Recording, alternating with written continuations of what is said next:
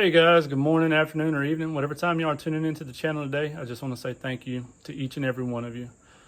Today, guys, the video we're going to be doing is going to be about my 5 for Life part 2. In the first video, I went over 5 knives that if I had to just drop everything, only take them and leave, which knives would they be and why? Well, this is the second part of that because if I could take 10 knives, this is the other 5 I would take. We'll go over those knives and the reasons behind it in the video. But, you know, the 5 for Life was such a difficult thing for me to pick because I have so many knives that I really, really just love. And I couldn't really see myself parting with them. But I hope you guys have had a blessed week thus far. We're going to go ahead and hop into the video. I hope you guys enjoy. All right, guys, so we're back for part 2 of 5 for Life. In the first video, I picked out 5 knives that had sentimental value to me, discussed them, the stories behind them, where I picked them up from, and the reasoning as to why I would never get rid of them. Well, this is part 2 because I had way more than 5 knives that I could probably never part with, or if something ever happened and I could only take 5 knives with me, I'd still have to try to take 10. But this is the second part of that video. These are the 5 other knives that I would prefer to never have to part with. And we'll go ahead and jump into the video and discuss the knives and the reason why. So in no particular order, we'll start here at the bottom. We'll start with this one here. This is the Rosecraft Clinch River Swayback. This was a birthday gift from my wife for this past birthday that I just had. I had recently received, prior to this, my first Rosecraft from Mr. Jim Chambers. And he sent me a nice sow belly Rosecraft, but this is one I'd probably never get rid of because I'd been talking to Mr. Jim about it, and I talked to Brian over at Bubba's EDC about Rosecraft and how much they urged me to buy one or to get one. And I really love the one Mr. Jim sent me, but my wife got this one for me on her own accord. It's a beautiful gray bone swayback single blade. I'm a single blade guy. I love the way that it has the finger groove in there. So this is definitely one that I'll cherish always and keep, just because that was something that my wife picked out, and she believed it'd be something that I would enjoy. I liked. It has the half stop. It's a beautiful knife. It's well made. I mean, the alignment on it is right down the center. It's just such a great knife. So that is my first one for my second part of 5 for Life. She supports me in most everything I do. She's not a big knife person, but she tries to be interested and learn new things about knives all the time. She'll ask me about different types of knives and stuff. So for her to get me this one, you know, knowing that she thought it would be something I like, means a lot to me. I mean, and it's more than like, I love that knife. Moving on to the second one. This is also a gift from my wife. This is it's a Kershaw Emerson collaboration. I've been looking at these for a long time. You know, I'd love to have an actual Emerson, but I can't really justify spending, you know, the 500 plus that some of their cheaper knives are. And I really liked the design of this Kershaw. So she had picked this one out for me as a gift as well. It's a beautiful knife, super smooth action. I love the fact that Emerson, the way they do their thumb stud, as well as their wave on the top for the pocket opening feature. It's a beautiful knife. I mean, it's Not some super high dollar knife, but it was the reasoning behind it. I know my wife knew it'd be something I liked, knew it's something that I wanted. And so again, it was a gift from her. If any of you are interested in it, this is the model number on the back. It's just a super cool little knife. It's pretty lightweight. I carry it with me almost every day in a pouch that I got from Mangus Williams over at Wicked Blades. This is always on me as at least a backup whenever I go somewhere here lately. So that's number 2. Number 3, this is by far not my fanciest or most expensive Spyderco. As you guys have seen in some of my other videos, I have quite a few Spyderco, from the Para 3, the Manix 2, a couple natives. Just, I'm a huge Spyderco fan. But this one here, I chose for my 5 Part 2 because this one I received on a trade from the Knife Doctor. And it's not that it's got a lot of sentimental value, but this is probably my favorite little Spyderco that I carry.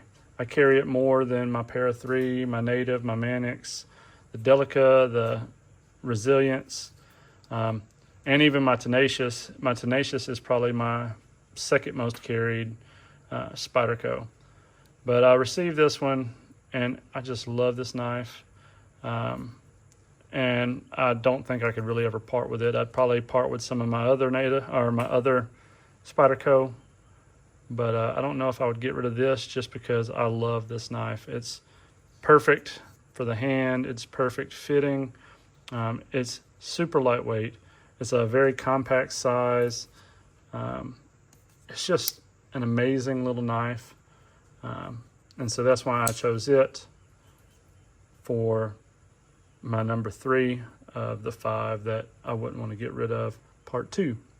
And it does have a little bit of extra meaning because it came from the Knife Doctor, and not everybody can say that they have a knife from the Knife Doctor. So, number 4. When I was thinking about my second group of 5 that I was going to do for a Part 2, this knife wasn't originally on it because I didn't have this knife at the time. I was going through all different knives, trying to see which ones I could put a place on, and honestly, I still have more than 10 knives that I would prefer to never have to part with. But I received this knife as a gift as well, and I never really thought that this would be one of the knives that I'd have in my not to get rid of, just because for a long time I was like, these knives are just cheap, they're garbage, they're trash. It's not something that I would collect or place a lot of value in. But I recently received this knife here, and I got this from Big Jim over at Barlow Brigade. Now this is a beautiful tortoiseshell swayback, and it's made by Rough Rider. It's got an amazing half stop, alligator snap. The alignment on it is right down Broadway. I mean, it is an amazing knife. It is a beautiful knife. And he sent this to me as a gift for my birthday. So the thought behind it and the knife propelled it over some of the knives that I had that, I'd picked up or I'd got on trades and things like that I just really liked, that I felt like I'd never get rid of. This knife is awesome. It's an amazing knife. It's well made. It's beautiful. I've carried it a couple times already. It's just an amazing knife. Big Jim, if you're watching this video, I appreciate it. I love the pinch bolsters. I love the tortoiseshell. I love the tortoise shield. Of course, I'm a single blade fool, so I love that single blade. So this is definitely one Rough Rider that I will never get rid of. I do have some other ones I have picked up over the past month or so, that are more than likely at some point will probably end up in a trade or passed down to somebody or given to somebody. But this is one that I will continue to keep in my collection and that I will most likely carry for years to come. So again, Big Jim, thanks. I really do appreciate this knife, and just know that once it leaves my possession, that it will be passed down to either my son or daughter. And then my last one for the second group of 5. And as you guys have seen in the other video, this is the only fixed blade that has made it into my top 10. And the reason for this is this came from Bobby over at Rugged Cross Knives. He did an incredible job on the sheath. It's got my logo, his logo, some beautiful alligator skin. Got the American flag and Isaiah 6:8, which is also on most of my stickers. It's an amazing scripture. If you guys don't know it, go check it out. But for you guys that would like to know what it is, so I heard the voice of the Lord saying, "Who will go for us, and whom will I send?" And I said, "Here am I, send me." It's an amazing scripture, amazing sheath, and an amazing knife. So this one is the first of its kind. I know since he made this one, he's made a couple other ones that are similar to it. This is his style that they call he named the Disciple. Has the American flag on the back, has his maker's mark on the front, have the rugged cross bead and the lanyard. It's just so well made. It is such a beautiful knife that this is heirloom quality. But I wanted to have a fixed blade in my top 10 because, in my opinion, if you had to pick up and leave and start a new life somewhere else, or bug out, if you will, into the wild, it's always great to have a fixed blade knife. I believe that this knife is so well made. I think it would be a great knife for bushcrafting or for any chore or job that I might need to do. It's a beautiful knife. I'd hate to have to use it to really beat on it, but I believe that it could handle anything that you put it through, that it would stand up to anything. And Bobby's just a great guy. He's been a great friend since we've met.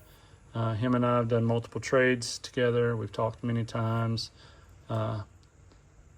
He's like me when it comes to knives. I mean, we just love talking about knives of all kinds.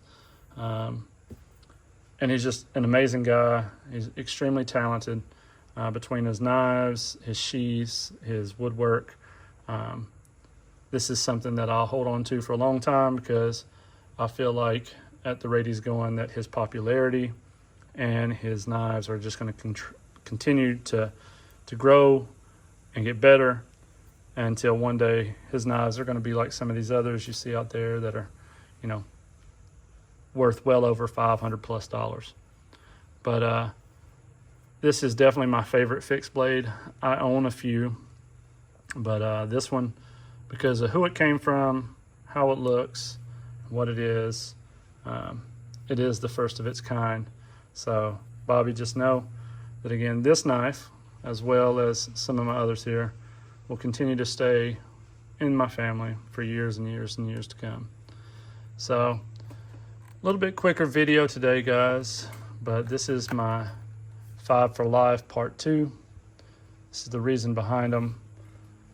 Not all the knives are going to be hundreds and hundreds of dollars. It could be something as simple as the Rough Rider, or I know that these aren't a bank breaking knife either, but the thought behind the knife makes the knife more valuable to me than any money could ever buy.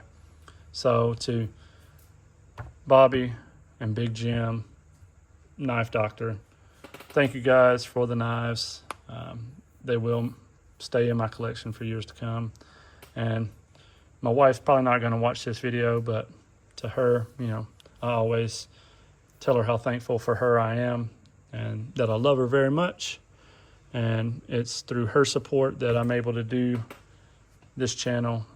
I couldn't do it without her support and the support of all you guys. So again, guys, thanks for watching. I hope y'all enjoyed the video. I hope y'all enjoyed my 5 for Life Part 2. But other than that, guys, I hope y'all have a great week. Stay classy, and God bless.